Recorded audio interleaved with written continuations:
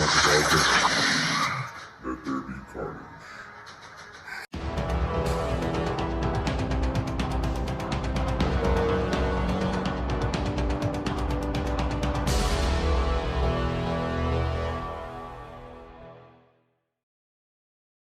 What's up, y'all? I just saw Venom Let There Be Carnage yesterday in movie theaters, and I gotta say, I liked it. It's not my favorite movie, but I liked it. And I'm gonna be honest with you, this might be a little bit spoilery because all the big points is what made this movie. There's nothing very special about the movie until the mid-credit scene. Let's just put it this way. I liked the movie. It was fun time. It felt like something like from movies like when I was younger. You know, it was a quick pace, an hour and 30 minutes. It went by really quick. The action scene is always at the end, right, in all the movies. And then it just, I don't know, it just moved along quickly. It didn't answer that many questions, and it just got to the point. It was definitely a filler movie. You gotta watch the first Venom to be able to see this Venom, in my opinion. And then you gotta definitely see this one to be able to see upcoming Marvel movies. Even though this is a Sony property, things are getting weird, you know what I'm saying? Doctor Strange. Anyways, mid-credit scene, spoiler alert, is gonna tie into either Spider-Man No Way Home or Multiverse of Madness, because that mid-credit scene is when all that is happening. We actually got to see J. Jonah Jameson on the TV talking about Spider-Man, and then Venom being like, ooh, all right, this guy. But yeah, so spoiler warning for the rest of the video. It's just kind of crazy, you know, like Venom didn't easily defeat Carnage, especially without the other help of the other cast.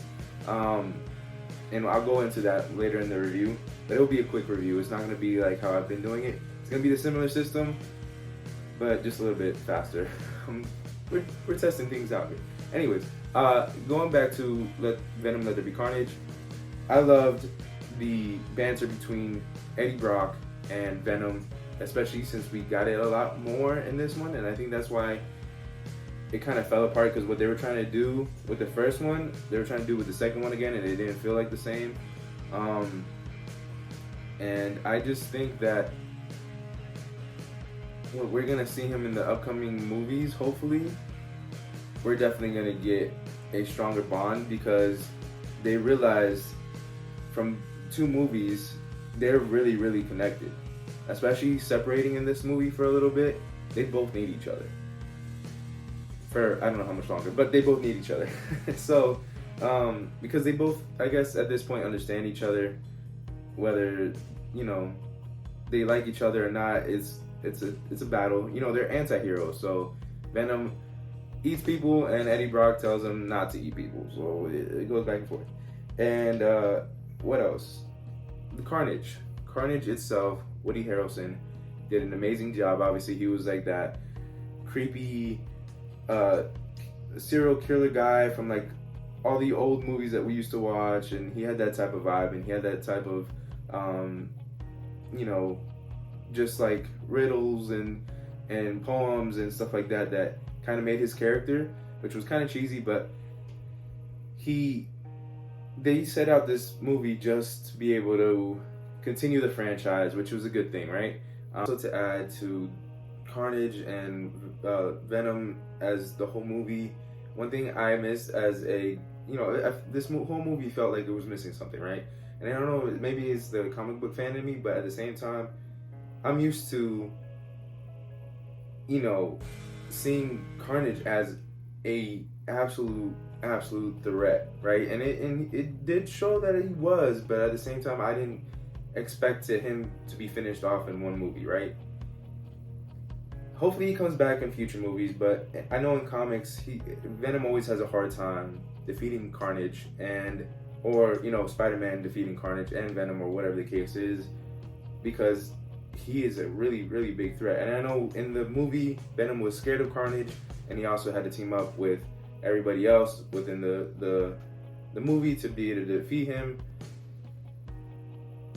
But I don't know, I just felt like Carnage even though what we saw with Carnage and Carnage fighting and all that, and Venom fighting Carnage and stuff like that, it was still awesome. As a comic book fan, I just missed that it didn't seem up to par to the comic books, or at least somewhat close. Because, you know, when we're watching Marvel movies like from the MCU, we know when something's a threat, like Thanos and good characters like Loki and Eric Killmonger and stuff like that. And I know Carnage is just Carnage, you know what I'm saying? Like, it should have been, maybe, because and they're pretty close to, rated R, but at the same time they were still PG-13. Maybe that was what was missing, but I understand that, because you want everybody to go to the movies, but at the same time, it's Carnage, man. It's Venom and Carnage. Maybe Venom on his own could have been PG-13, but Carnage should have been rated R, or at least whatever movie Carnage is in should have been rated R, just because of how crazy he is in the comics. They should have relayed that into the movie just a tiny bit more. They showed a lot, but I think it was missing something like that. So what I think, I don't know, it was alright. Like, it was a fun movie. I like the action. I like the banter between Venom and Eddie Brock. And then just the mid-credit scene is just what gave it for me, you know what I'm saying? As a Marvel fanboy, I'm always gonna love anything that, Marvel, whether it's Sony doing it, whether it's Marvel doing it, whatever. It was a good movie. Not the best, but it was good. So let's get into the review. So now, onto the review section. I'm gonna put all the categories and numbers up on around me, just so you guys can see what I rated at. I'm not gonna go one by one like I did last time, but I'm gonna hit the key points. So with that being said, I know the mid-credit scene is probably one of the highest things, and obviously it's because it was so good. It connected something that was not even a part of a universe already within, I don't know, like a minute short mid-credit scene to the broader MCU that we're used to, right? And so that's gonna be awesome. It's gonna connect to Spider-Man No Way Home, Doctor Strange Multiverse of Madness, and so much more. Hopefully for the future, right? So I know that was a big one. I know I gave the post-credit scene a 12 out of 12, right?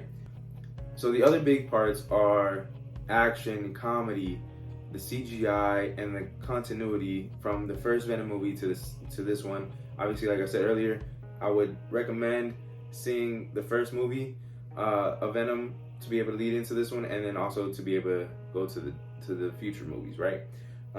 Also, action when it was there, not a lot of it, but it was, when it was there, and it was amazing. That was a really good category.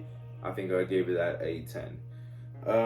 Also, CGI was awesome. Obviously, the two alien symbiote, clashing into each other like in the first movie, but this one with a little bit more, like, hitting and stuff instead of just like blobs flying everywhere. So that was pretty cool.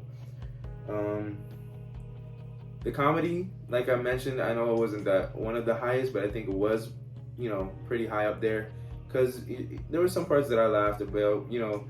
Venom going to like a little rave party thing, and then them fighting within each other, like Eddie Brock and Venom, just like legit fighting. But it was more, keep on going type stuff instead of an actual funny, have the whole movie laugh. But it was still funny enough for the movie for having it to go. So talking about the pacing was fast. Pacing was, it's like a movie that you can just like kind of forget if it wasn't for the mid-credit scene. But yeah, it was an hour and 30 minutes. They missed a lot of things that the movie wouldn't answer, but it was still quick pace, and it was still good. It reminded me a lot of like movies like when I used to watch when I was younger, just a quick pace type of movie. Here you go, the funny parts in the middle, going straight into the action at the end and stuff like that. So talking about the plot, I think the plot, obviously, I would rate it lowest just because it moved so quickly of the story, and the storyline was just meh. I mean, obviously, we just wanted two big alien symbiotes fight, and that's what we got. I wish we got more of it in the movie, but the plot of the movie that, you know, Cletus Cassidy was trying to, you know, talk to Eddie Brock and have Eddie Brock, you know, discover his secrets and where he hid the bodies and all that stuff like that. It just moved quick in the first half to then just hurry up, grab everybody for the big fight in the church, and then boom. So I don't know, it wasn't that much. I know it was one of those movies that were filler that just, you know, continue the sequels, continue the franchise to be able to make more, but they could have done something a little bit more with it. But I love, by the way, I love the director, Andy Serkis, the two main characters, which is Woody Harrelson and Tom Hardy as their respective characters, Cletus Cassidy and Eddie Brock, which is Venom and Carnage. So obviously you guys know that I do a little bit differently than just like 1 out of 10.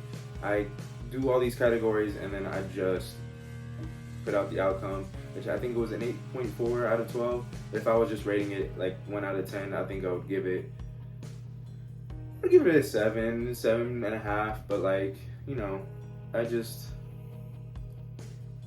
was alright. It was fun, it was good, I watched it. We're gonna remember it for the post-credit scene, and there we go. But yeah, I'd give it an 8.4 out of 12 just because of the post-credit scene. But I like the action, so it was fun. It was just fun. So until next time, make sure you guys check out my other social medias, and I know I'll be posting a little bit more on here as well. So I hope you guys have a good day, and make sure you guys go see Venom Let There Be Carnage if you guys want to be able to see the post-credit scene. But until next time, y'all, peace.